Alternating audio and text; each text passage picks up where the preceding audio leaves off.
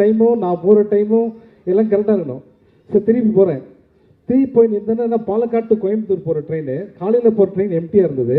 இப்போ ஃபுல்லாக வேலைக்கு போகிற ஜனங்கள்லாம் உள்ளே போகிறாங்க. அவங்களுக்கு என்னன்னா நான் ஒரு ஆர்டிஸ்ட்டு, இவன் ஏன் நான் கேமராவே இல்லாமல் ஏனியோட தனியாக நிற்கிறேன் அப்படின்ட்டு. அகில உலக சூப்பர் ஸ்டார் அப்படின்னு ஒருத்தர் கத்துறான் அவர்கிட்ட.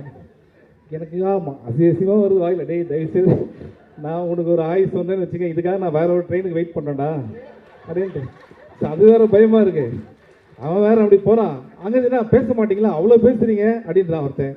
இப்போ இவனை பார்க்கறதா இவனை திட்டுறதா, அன்றைக்கி ரொம்ப வருத்தப்பட்டேன். அகில உலக சூப்பர் ஸ்டார் பட்டத்தை நினச்சி அன்றைக்கி வருத்தப்பட்ட ஒரு நாள் சார் அன்றைக்கி நான். ஸோ அப்படி போச்சு. ட்ரெயின் பார்த்த உடனே அப்பா ட்ரெயின் போயிடுச்சு அப்படின்னு சொல்லி தெரிஞ்சு உள்ளே போனேன். ஓடி வந்தார். சார் ட்ரெயின் போச்சு, நீங்கள் ஏன் சார் எப்படி பார்த்தீங்க அப்படின்னா. சார் எப்பவுமே ட்ரெயின் போனால் அப்படி பார்த்து தானே சார் போவோம் அப்படின்னா. அது பின்னாடி ஒரு கேமரா இருக்குது சார், ஒன்றும் பிரச்சனை இல்லை சார், நாளைக்கு டெல்லியிலேருந்து ஒரு ட்ரெயின் வருது சார் அப்படின்னு.